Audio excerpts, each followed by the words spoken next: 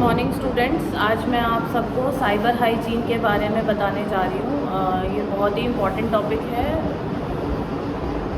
Cyber hygiene की कुछ practices मैं आपको बताऊंगी जो आप रेगुलरली अपनी लाइफ में फॉलो करेंगे। पहले तो हम समझेंगे साइबर हाइजीन होता क्या है। तो गवर्नमेंट ऑफ इंडिया के under ministry of home affairs, हम सभी को पता है, उन्होंने एक सेंटर सेटअप करा, Indian cyber crime coordination centre. इसमें कुछ ऐसी टर्म्स हैं जो हम पहली बार सुन रहे हैं, तो उनका मैं एक बार मतलब आपको समझा देती हूँ। पहली टर्म है साइबर स्पेस। तो आज की डेट में हम सबको पता है कि हम सभी लोग की एक दो टाइप की वर्ल्ड या दुनिया हो गई है, जो एक ऑनलाइन रहती है और एक ऑफलाइन रहती है। ऑफलाइन तो हमारी रियल वर्ल्ड होती है, ऑनलाइन हम सभी जाते हैं। हम सबके पास आज की डेट में ऐसे स्मार्टफोन्स हैं, सभी व्हाट्सएप, फेसबुक, इंस्टाग्राम, सब अपने सोशल नेटवर्किंग वेबसाइट्स पे हैं, ऑनलाइन रहते हैं। तो जो ऑनलाइन रहने की दुनिया है वो हमारी हो जाती है साइबर स्पेस। ठीक है, तो उसी वर्ल्ड के बारे में हम आज बात करेंगे। जब हम साइबर स्पेस के बारे में बात करते हैं और जब भी हम ऑनलाइन जाते हैं, तो हमें ऑनलाइन जाने के साथ साथ हम एंजॉय तो करते हैं कि हम ऑनलाइन जा रहे हैं, लेकिन ऑनलाइन जाने के साथ साथ हमें उन सब रिस्क को भी समझना ज़रूरी है कि जब हम एक ऑनलाइन वर्ल्ड में जा रहे हैं तो हमारे साथ क्या क्या रिस्क इन्वॉल्व हैं। ठीक है, जैसे कि हम सब ने सुना है कि कभी कभी हमें अननोन नंबर से मैसेजेस आते हैं, लॉटरी के मैसेजेस आते हैं, आपकी लॉटरी लग गई, आप इस नंबर पे कॉल करो या इस लिंक पे कॉल करो। या फिर हमारे पास ईमेल्स ऐसी आती हैं जिन्हें हम जानते पहचानते भी नहीं हैं, वो कहते हैं ये अटैचमेंट खोलो। वो अटैचमेंट खोलते ही हमारे कंप्यूटर्स में या मोबाइल फ़ोन में कभी अलग अलग टाइप की अटैचमेंट होती हैं जो हमारा डेटा चोरी कर लेते हैं या फिर हमारे कंप्यूटर को हैक कर लेते हैं, हम अपना कंप्यूटर भी ऑपरेट नहीं कर पाते। तो ये सब अलग अलग रिस्क हैं और ये साइबर क्राइम के अंडर आते हैं। जो भी क्राइम कर रहे हैं वो साइबर क्राइम, ये सारे क्राइम्स जो हैं अलग अलग कैटेगरी टाइप्स ऑफ क्राइम्स होते हैं जो हम बाद में पढ़ेंगे। तो ये सब अंडर साइबर क्राइम आता है।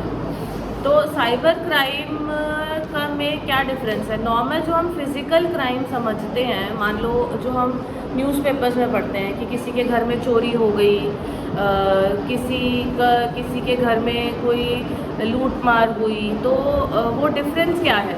जब भी किसी के घर में चोरी हुई तो हम क्या समझते हैं कि वो एक फ़िज़िकल लोकेशन से बाउंडेड है। पुलिस वाले क्या कहते हैं कि अगर आपके जहाँ भी मान लो सेक्टर 14 में अगर चोरी हुई है, तो वो सेक्टर 14 का एक पर्टिकुलर पुलिस का थाना होगा जो वहीं कंप्लेंट होगी। किसी और एरिया में जाके वो कंप्लेंट आपकी नहीं हो सकती। लेकिन साइबर क्राइम में ऐसी कोई जोग्राफिकल लोकेशन बाउंडेड नहीं है। ऐसा नहीं है कि हम इंडिया में बैठे हैं तो इंडिया का ही, या दिल्ली में बैठे हैं तो दिल्ली का ही कोई पर्सन हमारे अगेंस्ट कोई क्राइम कर सकता है। तो जब साइबर क्राइम में कोई भी ऐसी जोग्राफिकल, हम इंडिया में बैठे हैं तो ऑल ओवर द वर्ल्ड कोई भी पर्सन, चाइना, हांगकांग, यूएस, जो हम कंट्री सोच भी नहीं सकते, कहीं पर भी बंदा बैठा हमारे अगेंस्ट क्राइम कर सकता है। तो इसमें कोई जोग्राफिकल लोकेशन बाउंडेड नहीं है। ठीक है, तो ऐसे क्राइम ना हो, हमारा डेटा चोरी ना हो, हमारे कंप्यूटर हैक ना हो, हमारे अगेंस्ट कोई फाइनेंशियल फ्रॉड ना हो। फाइनेंशियल फ्रॉड कितनी बार होता है? हम एटीएम से कार्ड स्वाइप करके आ जाते हैं, हमारे सामने पैसा निकलता नहीं है, हम तो कहते हैं पैसा अटक गया, लेकिन बाद में जो बंदा जाता है वो हमारा पैसा वहाँ से निकाल लेता है। और जब हम बैंक में जाके कंप्लेंट करते हैं तो बैंक वाले क्या कहते हैं कि आपका पैसा तो निकला था, आप लेकर गए हो। तो ये फाइनेंशियल फ्रॉड हो जाता है। तो ऐसे फ्रॉड्स ना हो, इन फ्रॉड्स को बचाने के लिए हम एक और नई टर्म आती है साइबर हाइजीन या फिर साइबर सिक्योरिटी। तो जो मेजर्स हमें पहले से ही लेने हैं, प्रिकॉशनरी मेजर्स लेने हैं, जो जिससे कि हमारे अगेंस्ट ये क्राइम्स ना हो, उनके बारे में हम आज बात करेंगे। साइबर हाइजीन के अंडर बहुत सारी प्रैक्टिसेस आ जाती हैं, जैसे कि कुछ पॉइंट्स मैं आपको आज बता देती हूँ। हमें हमेशा अपना कंप्यूटर जो है प्रॉपरली शट डाउन करना है। ये नहीं है कि हमारा काम ख़त्म हो गया सीधा पावर ऑफ का बटन स्विच ऑफ, नहीं।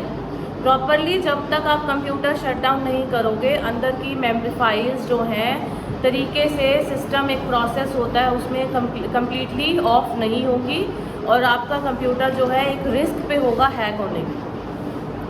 दूसरा पॉइंट, हमें हमेशा अपने कंप्यूटर में या लैपटॉप में एक अच्छा एंटीवायरस इंस्टॉल करना है, जिसको हमने रेगुलरली अपडेट भी करना है, या फिर आप उसे ऑटो अपडेट पे भी डाल सकते हो। जैसे जैसे अपडेशन होती रहेगी उसके एंटीवायरस का डेटा अपडेट होता रहेगा और वो आपके कंप्यूटर या लैपटॉप को प्रोटेक्टेड रखेगा।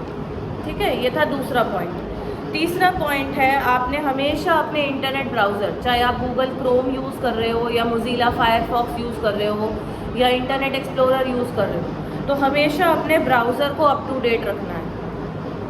उसके बाद कभी भी आपके कंप्यूटर में या लैपटॉप में या फ़ोन में अगर कोई भी ऐसी एक्टिविटी होती है जो आपको लगता है कि नहीं मैंने तो ये करी नहीं थी या ये कैसे हो गया, बहुत ही अजीब सी चीज़ आपने नोटिस करी, तो उसके लिए बहुत अलर्ट रहना है। ये नहीं कि कभी हुई होगी, कभी मैंने किया होगा, नहीं, लेकिन उस चीज़ के लिए बहुत अलर्ट रहना है कि ये क्यों हुआ, ये कैसे हुआ, मैंने तो नहीं करा था, उस चीज़ पे ध्यान देना है। अगर उसको डिलीट कर सकते हो, कोई ऐसी ऐप इंस्टॉल हो गई है आपके फ़ोन में जिसको आप डिलीट कर सकते हो, तो उसको तुरंत डिलीट करना है, क्योंकि बहुत सारी ऐप्स ऐसी होती हैं जो आपके फ़ोन के डेटा को ही आपके फ़ोन से लेके कहीं और पहुंचा रही होती है। उसके बाद अपने पासवर्ड्स आपको रेगुलरली अपडेट करने हैं और पासवर्ड्स स्ट्रॉन्ग पासवर्ड्स रखने हैं। बिल्कुल भी अपने नाम के पासवर्ड्स नहीं रखने हैं। कई लोग पासवर्ड रख देते हैं @1234 या खाली 123456, ऐसे बिल्कुल पासवर्ड्स नहीं रखने हैं। आपको स्पेशल कैरेक्टर्स ज़रूर इंक्लूड करने हैं अपने पासवर्ड में, जैसे !,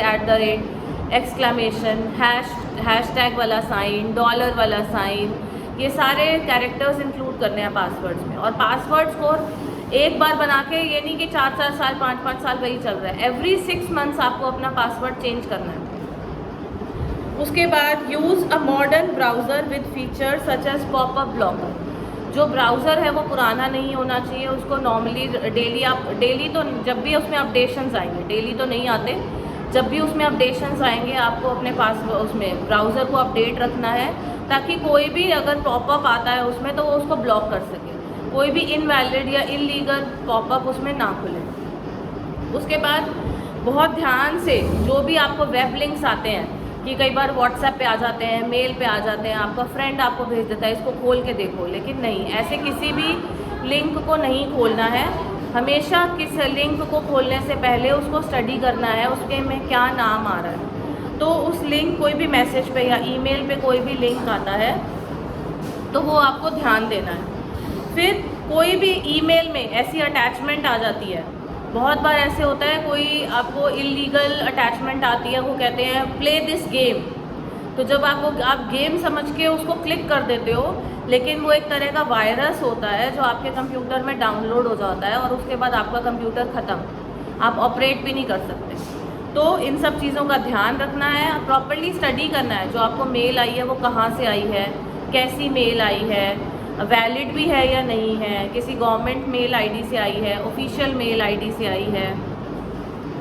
और कभी भी, ये सब मेरे ख्याल से सब बच्चे करते हैं, नए नए फ्रेंड्स बनाने के चक्कर में न्यू फेसबुक पे, व्हाट्सएप पे जिन लोगों को आप जानते भी नहीं हो उनसे आप इंटरैक्ट करना शुरू कर देते हो, न्यू फ्रेंड्स बना लेते हो कि हमारा फ्रेंड सर्कल बढ़ रहा है। लेकिन आपको ये रिस्क बहुत ज़रूरी है समझना कि आप उस बंदे को जानते भी नहीं हो पर्सनली, तो वो आपके अगेंस्ट क्या आपके ही नाम का दूसरा अकाउंट बना देगा, आपकी फ़ोटो भी वहाँ से लेके वहीं पे अपडेट कर देगा, प्रोफाइल फ़ोटो, फिर आप ही के फ्रेंड्स को आप ही के अकाउंट से अपने दूसरे आईडी, आपके फेक आईडी से फ्रेंड रिक्वेस्ट भेजेगा।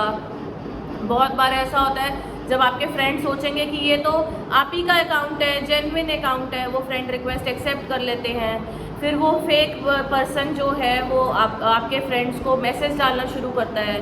कई बार ऐसे मैसेज डालता है कि मैं बहुत प्रॉब्लम में फंस गई हूँ, मेरे को पैसों की ज़रूरत है, मेरा पर्स चोरी हो गया है, मैं यहाँ फंस गई हूँ, मेरी ये अकाउंट डिटेल्स है, मेरे अकाउंट में 5,000 10,000 रुपये डाल दो। तो आपके फ्रेंड क्या करेंगे, कई बार तो हम वेरीफाई भी नहीं करते कि ये सच है या झूठ है, वो कहेंगे मेरी फ्रेंड तो बहुत मुश्किल में है, प्रॉब्लम में है, हम तुरंत पैसे ट्रांसफ़र कर देते हैं। और उसके बाद पैसे वापस नहीं आते हैं, तो ये फाइनेंशियल फ्रॉड होगा फिर।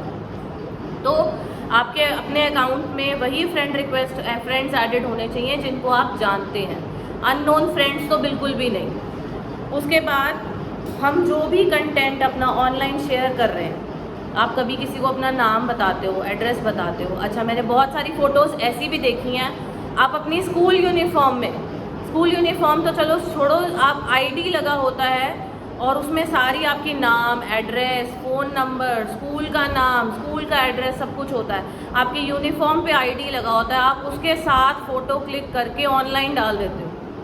तो इसका रिस्क आपको समझना चाहिए कि आप कितने रिस्क, मतलब किसी भी, मैं डराने का पर्पस नहीं है, पर जो बच्चों की किडनैपिंग होती है वो इसी तरीके से होती है।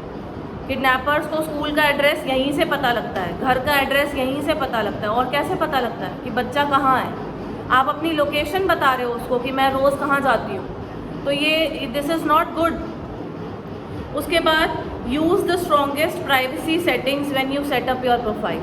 तो फॉर एग्जांपल, जब भी आप अपनी फेसबुक प्रोफाइल सेटअप कर रहे हो, तो मेरे ख्याल से किसी ने भी सेटिंग्स, या बहुत ही कम बच्चे ऐसे होंगे जिन्होंने सेटिंग्स उसमें डाली होंगी कि सिर्फ मेरे फ्रेंड्स ही मेरी प्रोफाइल देख सकें, अननोन पीपल ना देख सकें। तो ये अगर आपने नहीं करी हुई है तो ये सेटिंग आज ही चेंज करेंगे सब बच्चे, क्योंकि अगर अननोन पर्सन कोई भी आपके प्रोफाइल को पूरा विजिट कर रहा है तो उसको आपकी सारी इन्फॉर्मेशन मिल रही है और वो आपकी प्रोफाइल से कभी भी इलीगल यूज़ कर सकता है, ठीक है। उसके बाद कहीं भी हम बैठे हैं, फॉर एग्ज़ाम्पल हम मैकडी जाके बैठ जाते हैं, या किसी भी पब्लिक एरिया में, पार्क में जाके बैठ गए, मॉल में चले गए, मूवी देखने चले गए, तो सबको पता है वहाँ पे फ्री वाईफाई अवेलेबल होता है जिसका पासवर्ड भी नहीं होता है, आप उसको डायरेक्ट ज्वाइन कर सकते हो विदाउट पासवर्ड। तो ऐसे वाईफाई बिल्कुल यूज़ नहीं करने हैं, क्योंकि वाईफाई वो ज्वाइन करते ही आपके मोबाइल की सारी इन्फॉर्मेशन उस वाईफाई पे जाती है। तो अगर कोई इलीगल एक्टिविटी कर भी रहा है तो वो डायरेक्टली आपके फ़ोन तक पहुंच सकता है। तो ऐसे वाईफाई जो बिल्कुल अनसिक्योर्ड हैं, जिसमें पासवर्ड नहीं चाहिए, वो नहीं यूज़ करना है। हाँ, कुछ जगह पे है, जैसे मैकडी में वो पासवर्ड मांगता है तो वहाँ आप यूज़ कर सकते हो, बट विदाउट पासवर्ड वाला तो बिल्कुल भी नहीं। और do not share any information related to sensitive and financial aspects in social networks. तो फाइनेंशियल आस्पेक्ट मैंने आपको पहले ही समझाया। कहीं पर भी अपना, कितनी बार बोला जाता है, हर बार बैंक की तरफ से भी मैसेज आता है, अपना OTP किसी से भी शेयर ना करें। OTP शेयर करते ही आपके अकाउंट से पैसे कट जाएंगे। कितनी बार आपको फ्रॉड फ़ोन्स आते हैं, कॉल्स आती हैं कि मैंने आपके पेटीएम पे एक लिंक शेयर करा है, आप उसको स्कैन कर लो और उस पर आप सेंड दबा दो, तो मैं आपको 5,000 या 100 रुपये, 200 रुपये, 500 रुपये, वो बोलते हैं मैं आपको ट्रांसफ़र कर रहा हूँ, लेकिन ऑपोजिट होता है, वो झूठ बोलते हैं आपको। वो सेंड करते ही क्या होगा, आपको समझना है कि आपके अकाउंट से पैसे कट के उनके पास जाएंगे, वो आपको नहीं डालेंगे, कोई आपको फ्री में पैसे नहीं देगा, ठीक है। तो इन सब चीज़ों को समझना है। अपनी फाइनेंशियल इन्फॉर्मेशन को कहीं पर भी OTP या कोई लिंक कहीं पर भी शेयर नहीं करना है। ये मैंने आपको 14 पॉइंट्स बताए हैं, इन्हीं सभी प्रैक्टिसेस को फॉलो करेंगे तो सेफ़ रहेंगे। ये सारी साइबर हाइजीन की प्रैक्टिसेस हैं, इन सब का ध्यान रखेंगे और फिर नेक्स्ट मंथ हम फिर से किसी और प्रैक्टिस के बारे में बात करेंगे। Thank you students.